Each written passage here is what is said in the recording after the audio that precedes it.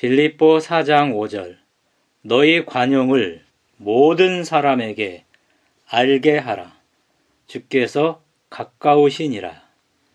한국 젊은이들에게 이상적인 배우자를 묻는 질문을 했고 1위가 성격이었습니다.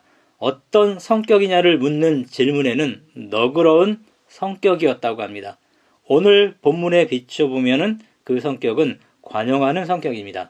이 관용을 공동 번역은 너그러운 마음이라고 번역을 했습니다. 전도서 1장 15절에 구부러진 것을 곧게 할 수 없다라는 말처럼 인간의 기질과 개성은 절대 바뀌지 않습니다. 인간은 또한 누구나 불완전하므로 상대방을 너무 변화시키려 하지 말고 관용하면서 살아야만 합니다. 5절에 그리스도인은 모든 사람에게 관용해야 한다고 말합니다. 우리는 어떤 특정 사람에게만 아니라 자기를 핍박하는 사람에게도 관용을 해야 합니다. 다양한 사람들이 모인 교회에서, 가정에서, 부부 사이에서, 사람 관계에서 관용을 나타내야만 합니다. 관용은 남의 잘못을 너그럽게 받아들이거나 용서하는 것입니다. 관용의 반대는 다툼, 불화, 엄격, 가혹함입니다. 관용이라는 단어가 법정에서 쓰일 때는요, 오차 허용도라고 합니다. 약간의 오차가 있어도 법적으로 허용해 주는 것을 의미합니다. 건축 시공할 때도 오차 허용 범위가 있다고 합니다. 도면대로 시공이 어렵기 때문에 약간의 오차, 보통 항목에 따라서 2%에서 3% 이내의 오차를 인정해 준다고 합니다. 그리스도인은 사람 관계에서 더 많은 오차를 허용해 주어야만 합니다. 바울은 그리스도의 온유와 관용으로 권면했다고 고린도서 10장 1절에 말합니다. 감독의 조건 중 하나가 관용하는 것이라고 디모데전서 3장 3절에 말합니다. 관용은 위로부터 난 지혜라고 야고보 3장 17절에 말합니다. 사환들은 선하고 관용하는 자들만 아니라 관용하지 않는 까다로운 주인에게도 순복해야 한다고 베드로전서 2장 18절에 말합니다. 그러나 죄에 대해 관용하면 안 됩니다. 죄인에 대해 관용해야만 합니다. 죄인에 대한 관용도 지나치면 안 됩니다. 엘리와 아론은 자신들은 착하고 순결했지만 자기 자녀들의 죄에는 지나치게 관용해서 자녀들이 하나님의 심판을 받게 됩니다. 죄인에 대한 하나님의 엄청난 관용도 결국은 한계가 있습니다. 그 경계선을 넘으면 노아 홍수, 소돔과 고모라처럼 심판받을 것입니다. 2절에 보니까는요, 빌립보 교회에 다툼이 있었어요. 빌립보 교회는 여인들의 활동이 지배적이었다고 사도행전 16장에 나옵니다. 그 교회는 최초의 유럽 개종자들이었습니다. 자주장사 루디아에 의해 세워진 교회였습니다. 이들 중에 유오디아와 순두개가 서로 다투었다고 4장 2절에 말합니다. 이 둘은 3절에 보니까 복음의 바울과 함께 힘썼던 부녀들이었습니다. 이들은 빌립보 교회에서 중요한 위치를 차지하고 있었던 두 여자 그리스도인이었습니다. 그들의 이름이 성경 밖의 문서들에서도 항상 여성으로 나오고 여기 3절에서도 여성 대명사로 바울이 언급을 했습니다. 따라서 그들은 분명히 여자 그리스도인들이었습니다. 바울은 어느 편에도 치우치지 않고 서로 화해하라고 권면합니다. 아마 그들은 기질의 차이로 서로 마음이 맞지 않았을 것입니다. 아니면은 영예를 위한 다툼과 경쟁이 있었을 것입니다. 바울은 이 두 사람을 화해시키기 위해서 제3자의 도움이 필요한 것을 알았습니다. 그래서 3절에 자기와 참으로 멍에를 같이 한 자에게 도움까지 요청합니다. 2절 후반부에 주 안에서 같은 마음을 품으라고 그들에게 권고를 합니다. 개역 성경에 마음으로 번역된 프로네오라는 헬라어 동사는 생각하다라는 뜻입니다.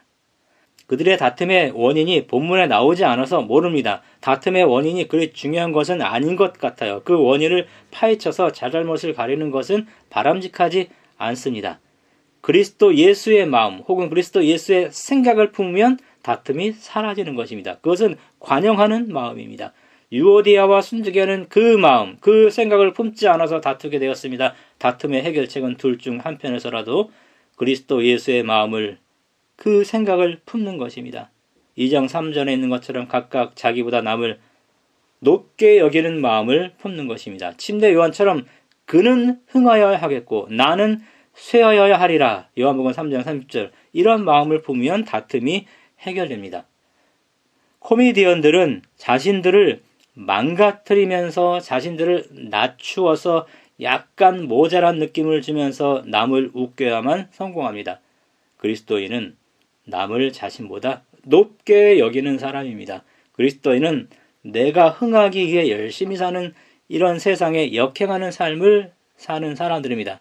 고등학교 내신과 수능은 내가 흥하고 다른 학생들이 쇠하여야 등급이 좋습니다.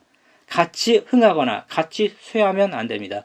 저는 제 아이들이 어떤 과목 점수가 잘 나왔다고 말을 하면 꼭 다른 학생들은 어떻게 나왔냐고 물어보았습니다.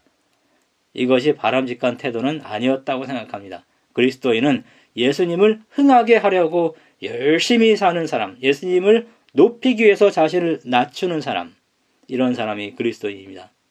빌립보 1장은 그리스도가 첫째이고 2장은 다른 사람이 그 다음이고 그리고 마지막이 자신이다. 이렇게 위어스비 목사가 말을 했습니다. 김세훈 교수도 비슷한 말을 했습니다.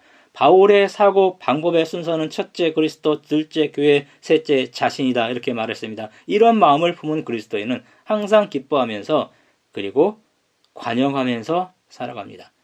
유오디아는 순조로운 여행이라는 뜻이에요. 순두계는 유쾌한 교제, 사귐이라는 뜻입니다.